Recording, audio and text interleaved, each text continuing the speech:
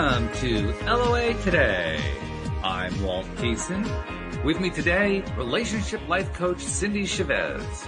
This is your daily dose of happy. We are so happy you decided to join us today.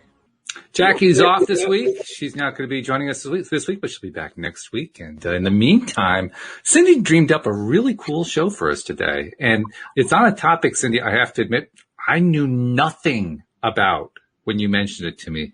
You said human design. I said, there's a design to this? No, that's not what I actually said. What I said was, I've never heard of that. That's pretty cool. Yeah. So tell us about it. What's this all about? Well, it's interesting. I don't know, like you said, I dreamed up this idea. I literally did. Like, I think I woke up one morning and had this idea. And I know I've talked about this before on the podcast as well as with clients, is that sometimes I'll give my brain something to work on when I go to sleep. And then I wake up with, an idea or an answer. And when I learned that our brains work just as hard or maybe harder when we're sleeping than when we're awake, that was a real shock to me at the time. Because, I always had this idea that we go to sleep and we might dream, but that, our brain's kind of like offline, like we're resting, but it's really not. Like, there's a lot of brain activity while we're sleeping. As a matter of fact, when I had my accident in Dallas, when I fell, right, I cracked my phone screen. Oh no! And it was cracked. It flew out of my hand, and it was cracked in several places. And I knew I had a screen protector, but I thought my screen protector was like one of those very thin films that just protects it from scratches. Mm-hmm. So I thought my phone screen was cracked and that the film was like just the thing that was holding it together. I wasn't really worried about it. Well, my husband wakes up one morning, like just a few days ago, and I knew he was sleeping. And then all of a sudden, because I was awake, all of a sudden he says to me, "Could I borrow your phone, or could I have your phone?" And I thought he was like talking in his sleep. Like 1 second he was asleep, and the next second he was saying, "Could I have your phone?" And, I was like looking at my phone at the time, and I said, okay. And I handed him my phone, and I look at him, and he pops the case off my phone, and he rips the screen protector off, and my screen is perfect. And it was one of those heavy glass screen protectors, and it was what was broken. Right. He said, and I looked at him, and I was like, oh my gosh. And he said, I just dreamed this. I love it. He dreamed that it was my screen protector that was cracked. And so, it always amazes me that our brain is like, it's working on something, right? So I had this idea, and I reached out to you, and I said, hey, Walt, I have this idea. Mm-hmm. Because I've been studying human design, this system that I'm going to talk about, for, I guess, since 2014. Ooh, so, okay, for a while. Yeah. Now, I have to admit, when I first found out about it, and we'll get into this in a little bit, but when I found out my type and the things that I immediately found out about me, I said, oh, no way. And I just sort of put it away. I was like, I'm not doing this. Mm-hmm. And I'll tell you why when we get to that part. But I kept feeling nudged to pick it up and look at it again. Take another look. So I did, and I decided, well, this is just going to be an experiment. Like, I'm going to look at it like an experiment. Like, I often look at things like a game, right? I was like, this is just an experiment. I'm just going to try it out. And if it doesn't fit, I'll just let it go. But it fits so well that I just kept studying. And then I started using it with my clients. And I'm seeing some really awesome things happen. And, my clients often hire me because they want to consciously create things. Mm-hmm. And so I realized that it's fitting really well with that idea. Okay. So I thought, so what I asked you if I could do was to talk about human design and also read your chart for you on the air. And you were like, I said, we can read it, but we can have a call and read this first, and then we can talk about it. You go, no, let's just do it on the air. I was like, okay. But it's going to be. Which was an interesting kind of reaction for me, to be perfectly honest, because you asked as preparation for doing this, you asked what my birth date and birth time was, and I wasn't 100% sure, but I knew that my sister would have that information, and she had actually worked up a whole astrological chart on me years ago, so that's what I ended up sending to you. Now, that experience was one of many that I'd had where what was written up, I mean, I'm not sure exactly where my sister got it. She probably got it off of, some psychic who was doing, astrology readings or things like that. I'm not 100% sure. But what my experience had been with so many of these was that the report that came out just didn't feel like it would match very, very often. And the one that I sent to you was like that because, I mean, they go through and they label for each of the different houses and all. I don't even understand all this stuff, but for all this stuff they had, well, this means this and this means this. And some of the things they meant were like way, way off compared to who I am. So I said, yeah, okay, fine. Have fun.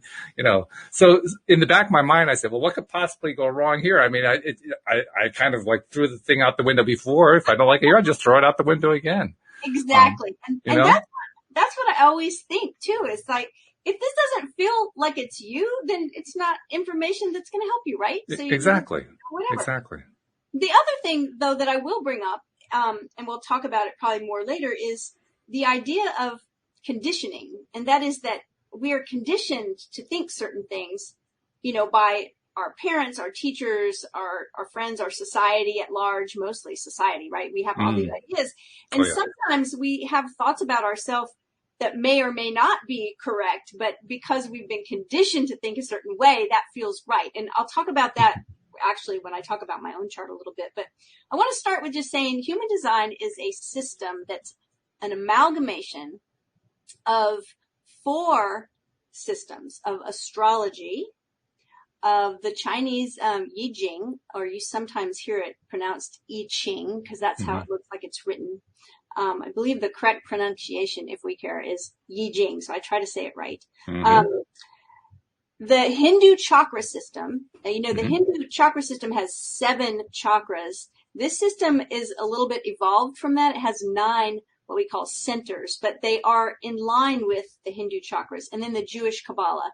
So it's like an amalgamation of these 4 systems. And yes, we do use your birthday and your birthplace and your birth time to determine your personal chart. So this system came about in about the most woo-woo way anything could ever come about. Well, that's what I was wondering. Who thinks to put 4 different systems together like this? This is like, okay, this is different.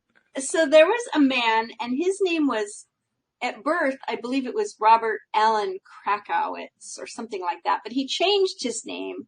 And I don't know if he changed his name before or after this experience, but my understanding was that he was on a sort of meditative retreat on the island of Ibiza, and he got this whole download of information, which is like a lot of information. His name was changed to Ra Uru Hu. And this was like in the 80s. So, it's a very new system in the span of time. And then when you look at these ancient systems like the Kabbalah and like astrology and the I Ching, these are like ancient things. The Hindu chakras have been around forever. And then this system's brand new. And I know that for some people, we talk about Abraham Hicks, right? Esther Hicks channeling Abraham, and how you and I have had this discussion before. Like for some people, the fact that information is channeled, it makes it more relevant. And for other people, it makes it like less relevant. They're not sure of it because of that.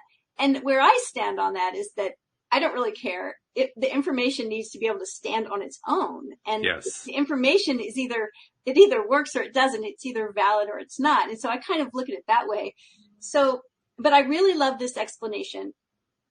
I'm not sure how I found out about human design. And what I'm uncertain about is that I found Richard Rudd and his Gene Keys teaching, which the Gene Keys book is phenomenal. And I might have learned about human design through that, or else it was the other way around. I'm not sure anymore, because Richard Rudd was one of the first, or the first person, I believe, that was licensed to teach human design in the UK. Wow. And he taught it for a decade, and out of his teaching experience with it, his system of Gene Keys was another like evolution. And so he has a wonderful explanation for this, this idea of this wisdom teaching just sort of coming whole and complete out of nowhere, like all of it, right? Because as far as I know, a lot of people that buy into, I'm going to use that term, I'm one of them, but, is interested in astrology or the chakras or whatever. there's never any, well, where did this come from? Because it's been around for so long and it's sort of proven itself, right? And we just kind of accept it as it is. But with this system, it's like, well, where did this come from? Some guy just channeled this on the island of, in 1987 or whatever. But I had a sort of miracle happen getting ready for this call. So I remember in the years that I've been studying Richard Rudd's material, which is since 2014 as well, I heard him say a word one time and a one sentence to describe that word that sort of talked about how these teachings come into being. I couldn't remember the word. I didn't write it down. Oh. I have read thousands of pages of his teachings, essays, books, and listened to hours and hours of audio and video over the last, however many years. And I was like, I only heard him say this word once. Wow. And I was like, oh, I really want to talk about this. How am I going to find this? So I woke up about 3 days ago and I said, I need to find this word, and it's not an English word, and I don't even know what to Google for the word to come up. But I really want to talk about this. And I told my husband, I said, okay, this is my goal for the day. I will find this word. The second thought in my mind was that, and it might take you all day. I didn't even know where to start. So I came into my computer and I Googled a few things, but nothing was bringing up anything. Mm. So I took a break.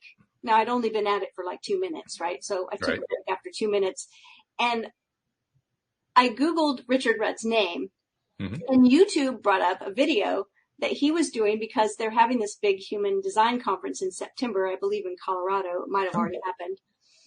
And it was another of my favorite teachers, Karen Curry Parker, interviewing Richard Rudd. And it was a little short video. It was about 14 minutes. So I thought, in my scope, in my intention that I already made that I will find this word today, it was still only like 9:30 in the morning. And I thought, well, it's 14 minutes. I'm going to watch this first and then I'll get serious about it. I love it. 5 minutes into the interview, she asked him a question about human design and how it came about. And he says, the Tibetans have this wonderful word. And I'm still like, oh my God. So the word was Tama. And the way he described it was that the Tibetans have this wonderful word, and the word is called Tama. And Tama, through their understanding, refers to a wisdom transmission that is sort of dropped like a bomb into the time-space continuum all at once. And from there, and this was relating to a Buddhist, the second Buddha, Padmasambhava, I believe is how you pronounce it. His teachings, that they just came this way. And then his disciples would begin teaching them and learning them and allow them to like flower and open up and evolve into whatever they would evolve into, which is what's happening with human design. And so it was so exciting to like be preparing for this and have that happen. It felt like a miracle, right? Like I made an intention. I got really clear on it. Yeah. And the thing just came to me. Absolutely. Yeah. It just came to me. So that is part of. In fact, by the way, it just dropped in. Dropped in like a bomb, right? It's like dropped in like everything I wanted. And the funny thing was, is I'd only heard him talk for like one sentence on it before. And this time he talked for about 3 or 4 minutes and I got more. Oh, nice. Right? Yeah. So it was excellent. Okay. So we use your birth date, birthplace, birth time, and we come up with a chart. And like an astrology chart, there is so much information in this chart that I couldn't cover it in an hour if I wanted to.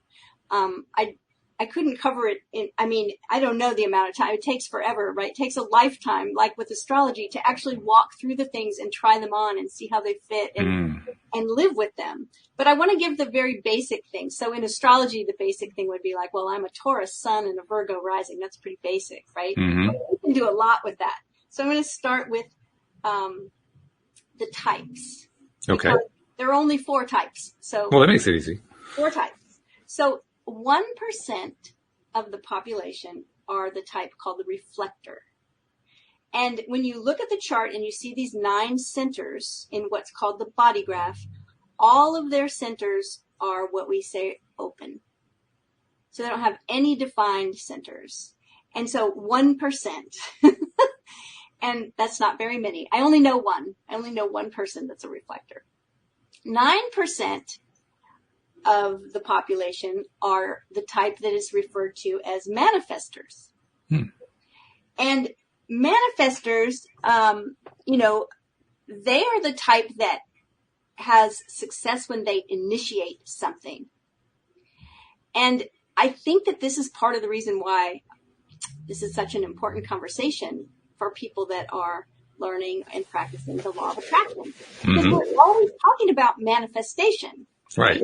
And we're also encouraged by all of society to initiate things. Just go do it. And yet there's only 9% of the population that can really do that and have success with it. Yeah. So 20% of the population are projectors. That's me. And each type has what's known as a strategy. And we're going to talk about that. And I'm going to tell you what mine is right now. My strategy is to wait for an invitation. This is why I said, I'm not doing this. Are you kidding me? Like, I'm an entrepreneur. I run my own business. I can't wait to be invited. But I started putting this into practice as an experiment right a few months before you invited me to be your co-host. Oh my. And I think I told you at the time, I didn't relate it to human design, but I said, oh my gosh, I made the intention that I wanted to do a podcast. Yeah. But I did not want to figure out how to set it all up. I just wanted to do a podcast. Right. And a week later, you emailed me out of the blue. I did not know you. And you said, Hey, I'm interested in talking to you about being a co-host on this podcast, on my podcast. And I was like, what? Oh my God. So 20% of us are projectors. And then 70% of the population are generators. Now, projectors like me, we were not made to work because we don't produce energy. But generators produce energy. You know, we talk about the Energizer Bunny. That's kind of like generators. They produce energy and they are made to work and they're good at working and they're the ones running the world. Generators run the world. So out of half of the generators, they actually are a hybrid. Half the generators are a hybrid of a manifestor and a generator, and they're called manifesting generators. And Walt, that's you. Oh, that's me? Yeah. Okay. So I want to talk about for a minute the strategies for each type. Okay. The reflectors can do anything they want. They can do anything they want, but their strategy is that they need to wait a complete lunation cycle before they make a decision. Now, we're not talking about decisions like, you know, should I have pizza or Chinese food tonight? That's not what we're talking about. We're talking about the big decisions we make in life, right? The big things. Do I move here? Do I take this job? Do I marry this person? You know, big things, bigger things. Should I write this book? Maybe that's big enough. But, you know, should I be on this podcast? Do I want to have a podcast? You know, things that are going to impact our life for more than just the next hour. You know, like what should I eat or what shirt should I wear today? Those things, reflectors are supposed to wait a lunation cycle, and that will give them more surprises and less disappointment. Interesting. Now, manifestors, their strategy, they can initiate. They can just get an idea in their head and go do it. Their strategy, though, so that they will have more peace and less anger, is to inform people, to let other people know what they're doing. Because sometimes they get an idea and they have so much energy to just get that thing done that they just don't tell anybody what they're doing. They just go for it. And then that can cause problems. Because in the human design system, it's recognized that we're all part of the human system, and we're all made to work together. These types are meant to all be part of a machine that works like clockwork, right? And so we want to keep other people informed if we're a manifester. Now, projectors, our strategy is to wait for the invitation. And I wasn't real keen on doing that at first, but I've recognized now that the invitations do come. And when they do, it's always, better to have been waiting than to be pushing and trying to make things happen.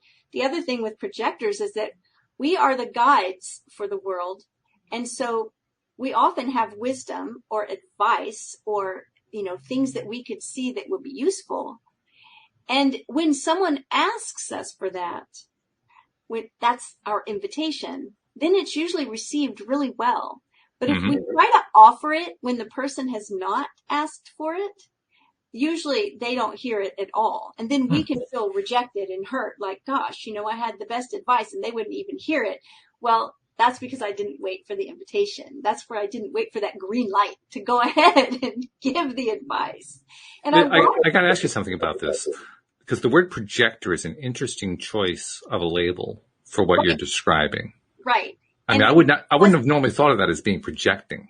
It's because our aura projects out and touches other people. And I wanted, And so there's actually something really interesting that you mentioned that I've made a note about to not forget to talk about, because I mentioned Karen Curry Parker earlier. She's a phenomenal human design teacher, and her own system that she's evolved includes different languaging. And in her languaging, projectors are called orchestrators. I like that. Yeah, sure. Right? Yeah, and you're gonna like. I'll get to that in a second, but you're gonna like the names that she came up with. She has a very positive and affirming bent on everything in the human design system, and I really like it a lot. Okay, so generators, which you are a generator. You're a manifesting generator, but that's still a generator. And generators' strategy is to respond. And it's many times, to wait to respond. So, an example that I actually heard Karen Curry Parker give one time is someone's at their desk and they're at work and they think, I need a vacation. So they book a vacation right then and there. That's not waiting to respond, because the response needs to be to something external. Oh. So they've not waited to respond. But when they go to the doctor and the doctor says, look, you're really under a lot of stress, you could use a vacation. And then driving home, they see a billboard that's advertising, this vacation condo. And then they get to their home and there's a postcard from a friend that lives at the beach that says, I wish you'd come see me. Those are external things. And then they can respond to that. And so often the things that a generator is thinking about will show up externally. And that's the key, is to wait to respond to it when it's external. But the cool thing is that generators can look for things to respond to. Just find the thing to respond to.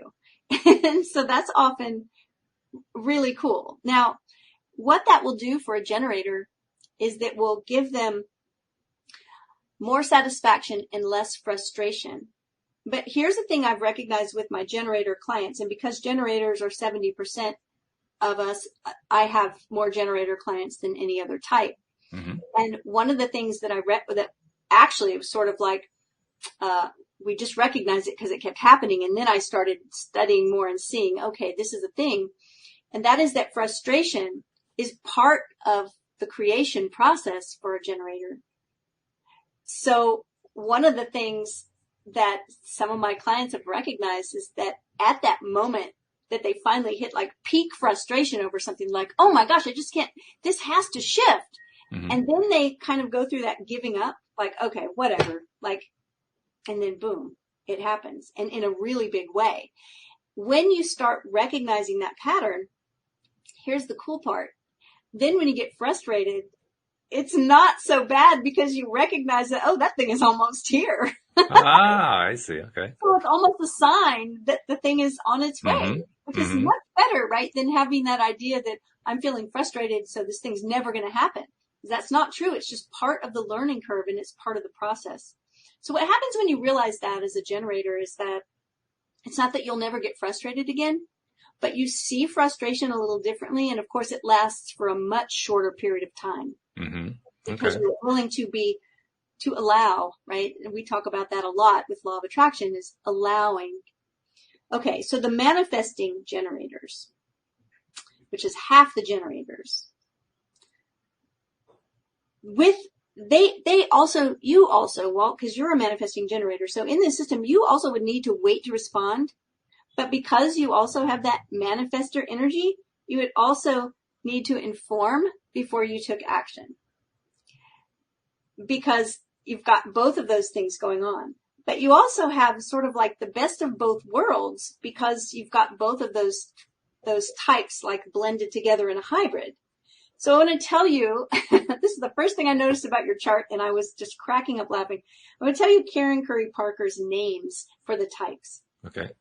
The generators, she calls alchemists. And the manifesting generators, which is you, she calls time benders. I love so much because, time travel is my thing. I was like, oh, I want to be that. Okay. The projectors. Here I am with a galaxy behind me as my back screen. Right? So projectors are orchestrators. Manifestors are initiators because they are the ones that can initiate things. And the reflectors are calibrators because reflectors with all their open centers, they really do reflect what's happening in their community. So I'm going to talk about the centers. We said that they sort of parallel with the chakra system. So we'll talk about the centers and what they are. We have the head center, that's the thoughts, and the ajna, which is it would be the third eye kind of center, is the next one. Then the throat, which has to do with communication, of course. The next one is the G center, not the solar plexus, but the G center, or the identity center. Some people say that G is for God center. And that has a lot to do, that's a center that has a lot to do with who we are. Then there's the heart center, the spleen, the sacral, the solar plexus, and the root. And they all have different functions, and some of them are motors. And so the motors are where we start creating energy. And it's I believe it's when the motor is attached to the throat, there's energy. So the most powerful motor in this system is the sacral.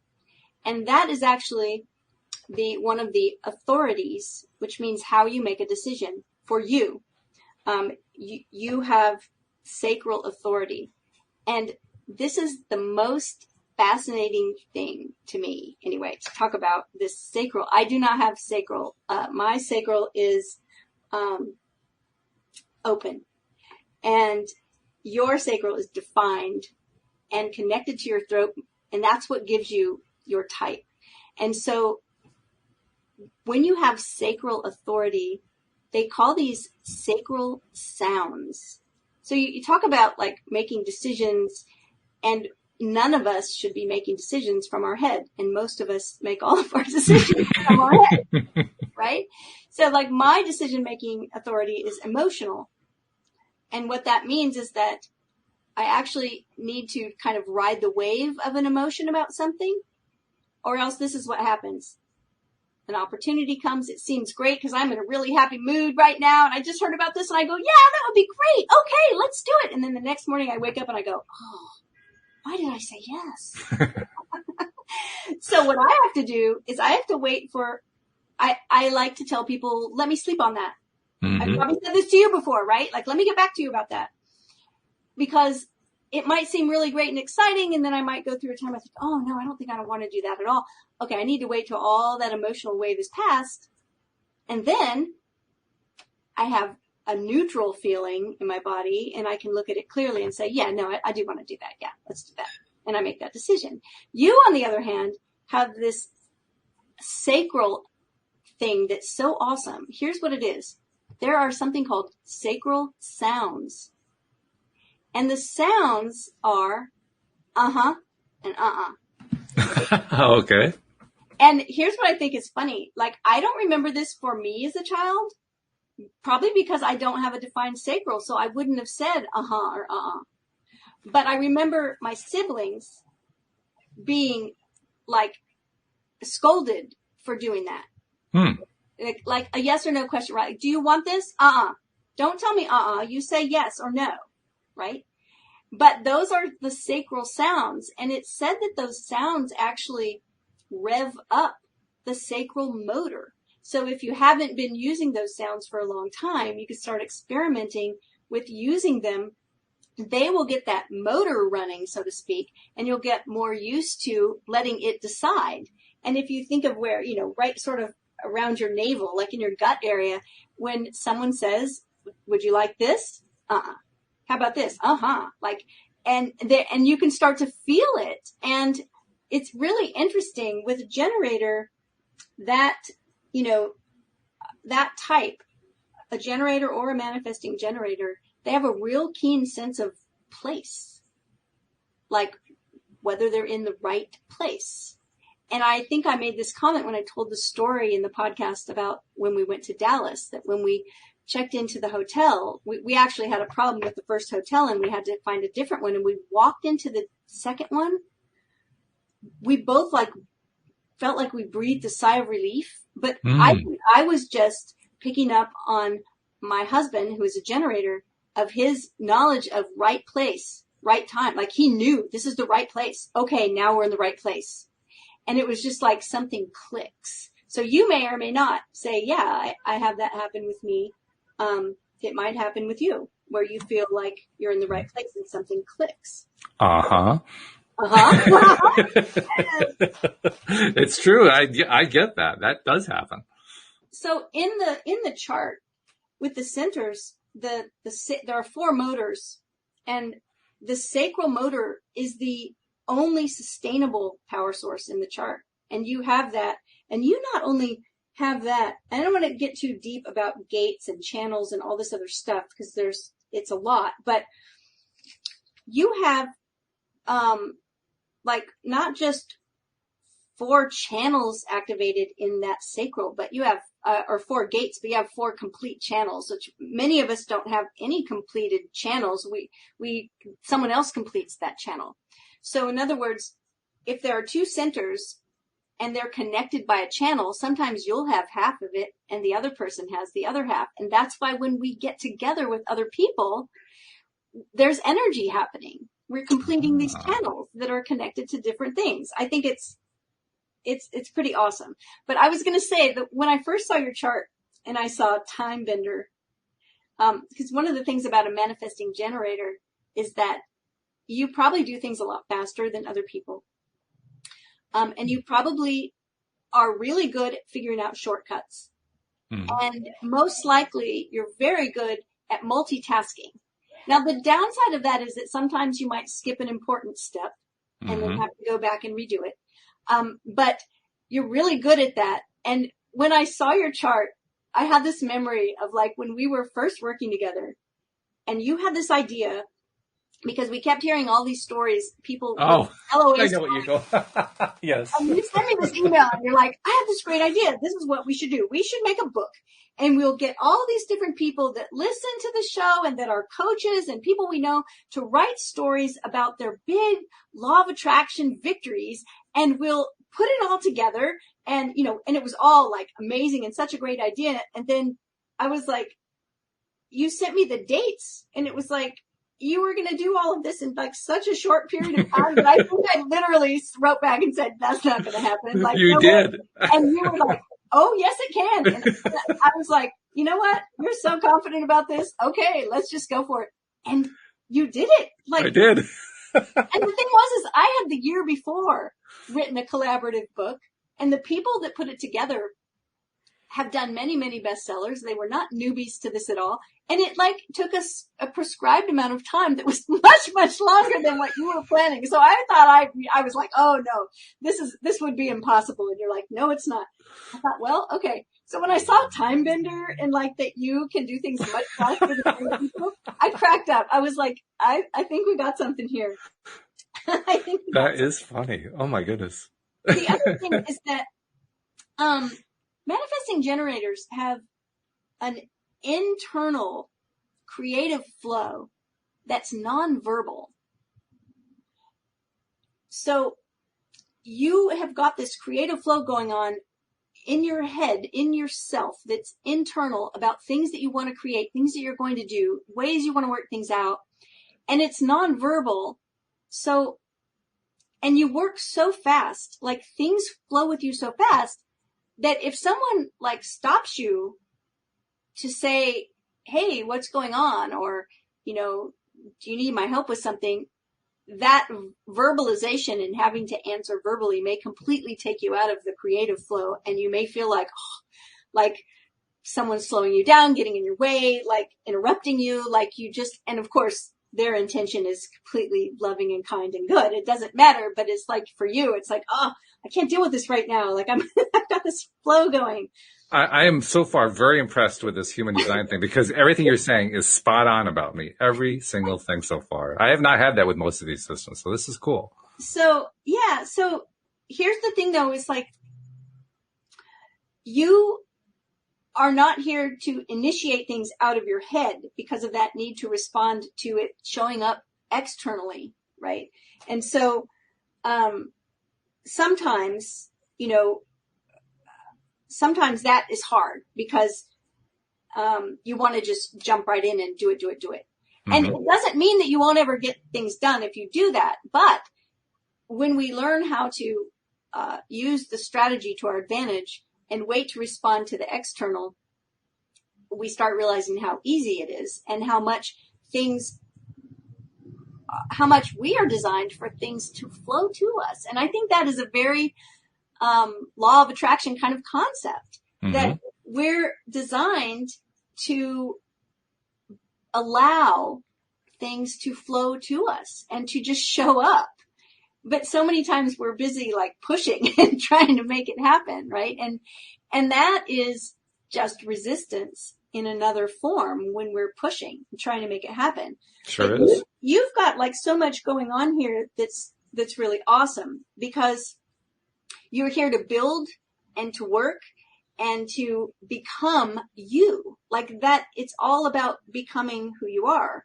I was talking to somebody today and realized that it was a client who said something about doing something. And it hit me that I think it was when I was in coaching school, one of the things I learned right off the bat, which was one of our little, keynotes, was that the idea of doing is work and being is effortless.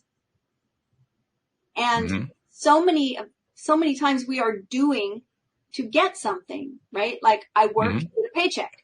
Right. People will come to me with desires that they have, that they want me to support them in creating. And they'll say, what do I need to do? Because they want to do X to get Y. And I always bring them back to being is effortless. So when we can be, then we can just allow. Mm-hmm. Is it doing to get, or is it just being the person that has that thing so that we can allow it to come to us? Like finding that word I was looking for was such a great example of that because I was intent on doing it. I made the strong declaration that I would find this word today. And I was willing to spend the day looking for it. But I was also just open, like that willingness was from an openness that said, oh, I'm going to find it. I'm going to.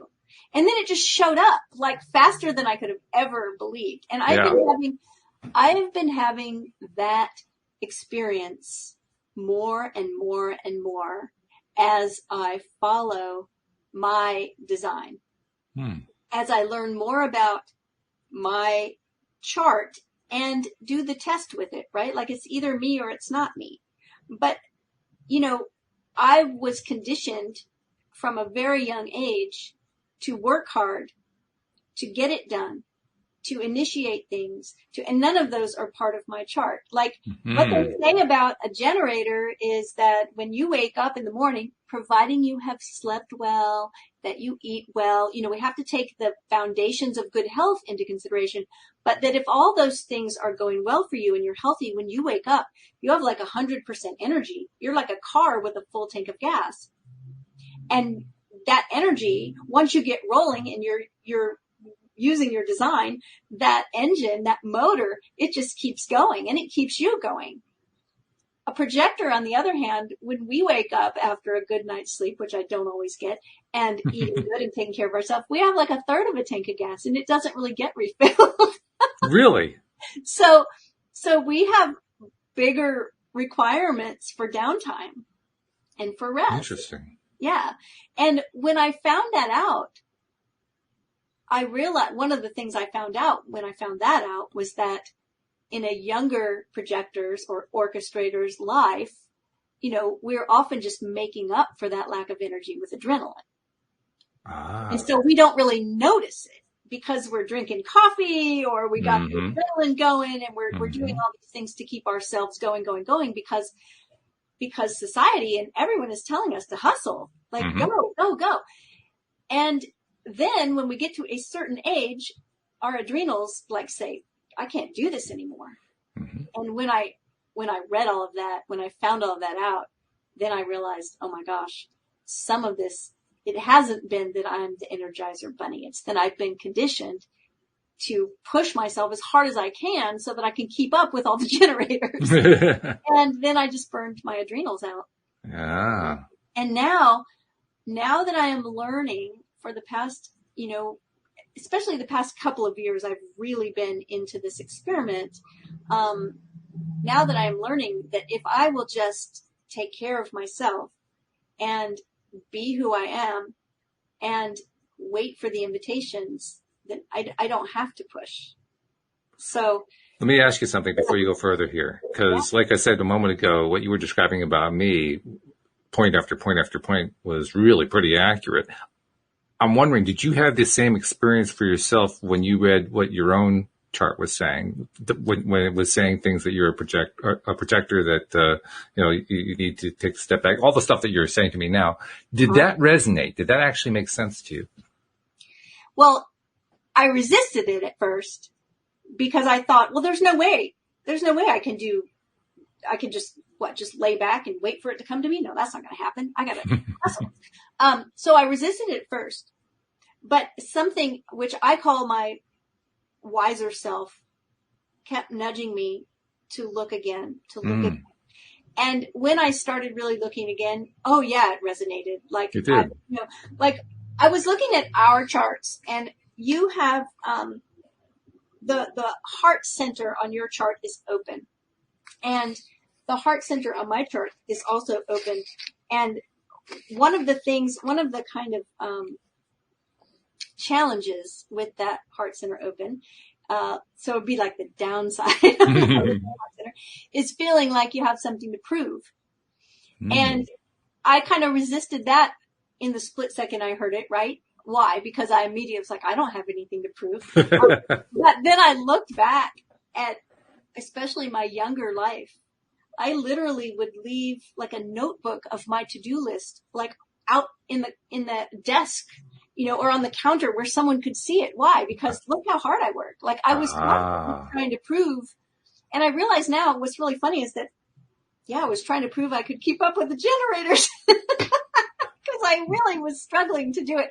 But I was constantly trying to convince myself that I can do this. And, that's what I was thinking. When you said that you left the notebooks out and so forth, I said to myself, well, was she leaving them out for herself or for everybody else? Because I got the sense you were leaving it out for you. Yeah, I was. It was like, because I was trying to prove something to myself. And so, yes, I would have to say that everything in my chart, and I was looking around because I had my chart out in front of me and now I don't. And I don't, automatically just know it so well. But the things in my chart, like what's really interesting is that I have an activated throat center, and I also, in my astrology chart, Mercury, who is the god of communication, is my chart ruler. It's like very obvious that I came here to communicate something. Mm. Like I have something to say. And then the centers that deal with wisdom are there. And I don't always think I'm the wisest person, but sometimes I shock myself and, say something wise, right? And speaking on behalf of the podcast and the listeners, I would say you're very wise. You have a lot of very interesting things to say, and we get emails about it. So you can rest assured you really do have a lot to say that's worth hearing. So some of it, is that I've made the intention that I want to be a vessel. I want to be it's so funny. When I say this word, I told somebody today, this isn't my language usually, and it's been coming up to me for over 2 weeks, just very, very strong. You are a clear channel. And I'm like, but I don't feel like I channel, in the sense that people say they are a channel. Mm-hmm. But I often find myself saying something to a client or someone I'm working with that was like, it's like, so I think the intention has been there ever since, I was conscious of helping other people pretty much my whole life. But I think it's because of my design, right? It's not like I decided. It's just that eventually you do line up with who you really are, right? Regardless of what we might try to do to avoid it. But yeah. Regardless, right. So I think that, with you have really strong motor in your chart and really strong, like 4 complete channels, 3 of them, I think, to your throat.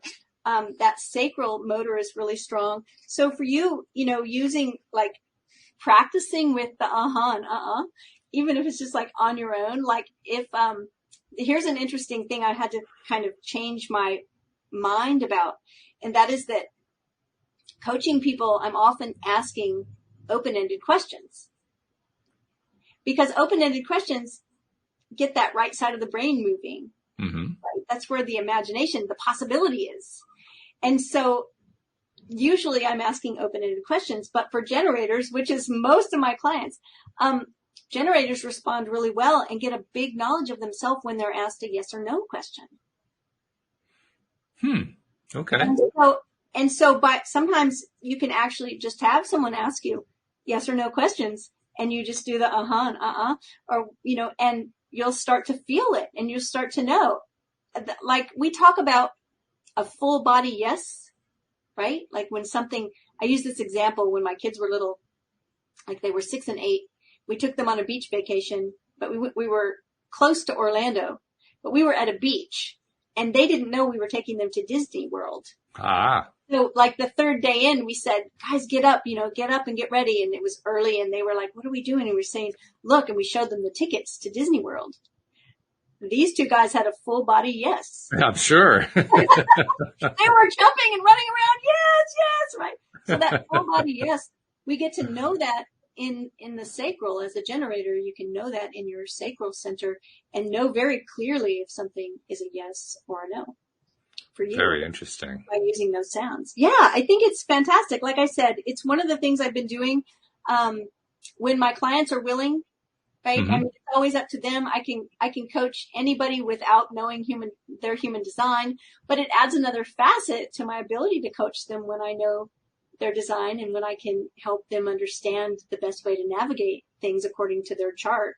And so I've been asking lately, the last year, maybe the last 2 years, I've been asking for birthday, birthplace, and telling them on the form that I asked them, like, this is optional. It's only if you want me to know your human design and your astrology. And most people have said they wanted to know. And so, yeah, it's been a lot of fun. This is interesting. This is a topic I think that we're going to want to carry on future episodes. And I can grasp just from the little bit that you've been able to share today that there's a lot to this. I mean, you said that early on today that there's a whole lot more than you could do in an hour, and I get that. I mean, that's coming through pretty clear. But nevertheless, I think we should spend time on it. Before we run out of time today, we've got about 10 minutes left, a little bit less than 10 minutes left. Talk a little bit about the 4 influences. There's the Ching, there's the astrology. Talk about how all 4 of those work together, because that part still eludes me. I'm like, wait a minute, those are 4 entirely different systems. How do they all come together in one mind dump? I don't get that. Right. And it kind of eludes me too. Like, the interesting thing is that, I think my favorite, although I've studied all of these systems, not deeply, right? Like, I mean, people could study one of these systems for 30, 40, 50, 60 years and still be getting, it's kind of amazing. But I started studying, I mentioned the Gene Keys book. The Gene Keys are actually a version of the I Ching. Mm-hmm. So there are 64 hexagrams in the I Ching, and there's 64 gene keys, and they're all pictures of hexagrams. I mean, like, it's known. He, when he wrote this, he was studying human design, studying the I Ching, and so he talks about it, and he's written his own version of the I Ching. And then I have a couple other versions that I like, and I really started studying that as a divination system because I like divination. But Richard Rudd talks about the I Ching having the ability to actually change our DNA. And it is like, when I first read his book, which, like I said, chicken or egg, I can't remember if he led me to human design or if human design led me to him. It's sort of like they both happened at the same time, dropped like a bomb, right, into my time-space continuum. But that system just on its own is amazing. So when you take those 64 hexagrams and you realize there are 64 gates in your body graph, some of them are activated and some of them are not. And to make channels, some of them get activated when you're in the presence of someone else who completes that particular channel. It's like mind-blowing just with that one system, right? Yeah. And then there are another part of the chart shows conscious and design. So things you're aware of and things that are in your design that you're not. And that's where all the planets are and what gates in the chart interact with those planets. So that would be the astrology part of it. Okay. So it's just the Hindu chakras are like this, the centers we talked about. There are 7 chakras and 9 centers because 2 of them they have split. And that's considered to be a type of evolution of the chakra system. Like in your chart, I think I made a note of this. The open chart, the open centers are the ones where you may pick up on other people's things more. Like one of yours, like the open head center, you have the open head center. So you may be a mind reader sometimes. Like if Louise has a defined head center, you may just know her thoughts sometimes. And I know this because I have a defined head center and my husband's is open and he reads my mind literally all the time. It's like, really? Or here's another thing that happens with those open head centers is sometimes he thinks my thought was his thought. He'll be like, no, I thought of that. I'll be like, no, you didn't. I thought of that. And also with that open head center, one of the challenges is thinking about things that don't matter. Like you'll realize later, it's like, oh, I've been spending all this time thinking about this and it doesn't even matter. The open heart center, like I said before, the challenge there is probably like feeling like we have something to prove. The open solar plexus, that often, a person with an open solar plexus often likes to avoid confrontation. And then the open root, you have also the open root center, and that may be feeling like you're in a hurry to relieve pressure if there's pressure. And we always are having some kind of pressure, but I think that may have to do with you being a time bender because you like things to happen quickly and you're used to being able to execute things quickly. And multitasking is part of that. So, that really fits for me in a law of attraction way, by the way. When I say law of attraction way, I mean in terms of understanding how LOA works, because one of my biggest issues for years and still continues to this day to be to some degree is why didn't it show up already? Come on. This should have been here by now. What's the holdup? Right. What's the holdup? Well, I was thinking about that today, actually, and I feel like something I get clearer and clearer on as I go through this journey is acceptance, and the idea that every moment is perfect, and that's hard to comprehend sometimes when we're living in a world that's so full of chaos. Mm-hmm. But chaos is a pattern interrupter, and we need some of these patterns to be interrupted now so that we can evolve, right? So if we think that every moment is perfect, if this moment right now is perfect, how can I have resistance? And so when we're like, why hasn't it come yet? We don't think this moment is perfect because that thing is still out there. And if this moment was perfect, that thing would be here. True. So that acceptance of like everything is perfect. And I recognize that I'm not always there either, but the times when I am, everything just shows up. Everything just comes to me. That's the spooky side, by the way. Yeah. I mean, it's fun, but it's a little spooky when it happens. And the way I kind of describe it for myself is it kind of knocks me off balance for a bit. Like, oh, wait a minute, what just happened here? I hear you. Almost like, I mean, if what you're saying about my own pattern is true, and I think it probably is, because I try not to multitask because I know how much it can actually mess things up, but I just do it anyway. And it's actually, I have to be deliberate about, okay, I'm only going to do one thing. That's a very challenging thing for me to do, just do one thing and not allow anything else in there. And I try to make it a point to do that. But because I have that tendency, it's really easy to get knocked off balance when I let go for a moment and then stuff shows up anyway, because then it's almost as if somebody out there was faster than me. You talked about how I'm quick, right? Well, wait a minute. How can someone be faster? I'm always faster than everybody else. But, it's like, when you think about this, okay, so manifesting generators, 35% of the population. So that's not a majority. Mm-hmm. Generators are 70%, but you're like a subset, right? And so if time benders, if we look at it with that name and that ability to know the shortcuts, to do lots of things at once, but I too I've probably talked about it on the podcast, right? Seeing a study somewhere that said that multitasking, even though you think you're doing more, you're not. Well, for most of it, that's true. We're not getting more done, but for you, it's not true. You are. And so this is what I talk about conditioning, right? Like we're conditioned to look at certain studies and certain facts and say, oh, okay. And it was like me thinking that I had to, burn myself out hustling or else I was never going to be successul when that's not my design. And so the more I take care of myself, the more I rest, the more downtime I have, the more I wait for invitations, the easier everything gets.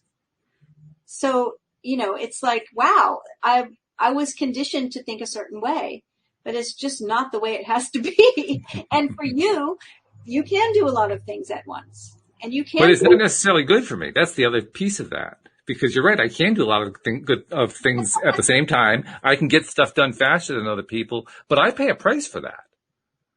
Yeah. I pay a price in terms of stress and how it affects me both mentally and physically.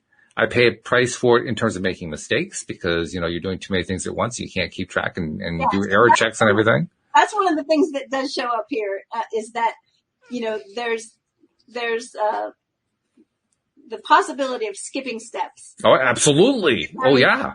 Yeah.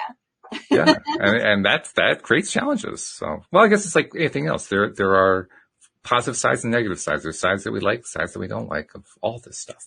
Yeah.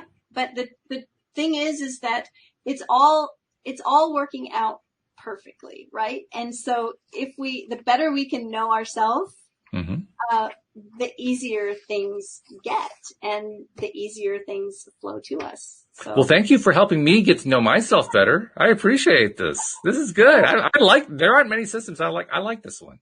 All right. Because it really does resonate. It really does feel like it fits. Well, like I said, I've been using it with clients for a couple of years and I hadn't really brought it up but I'm just having overwhelming evidence now of clients having success using the system. So I thought, well, let's talk about it. So we're going to revisit this again, but thank you very much for introducing us to it. As usual, it was a wonderful presentation. And thank you especially to our podcast listeners everywhere. We'll see you all next time here on LOA Today. Goodbye, everybody. Bye, everybody.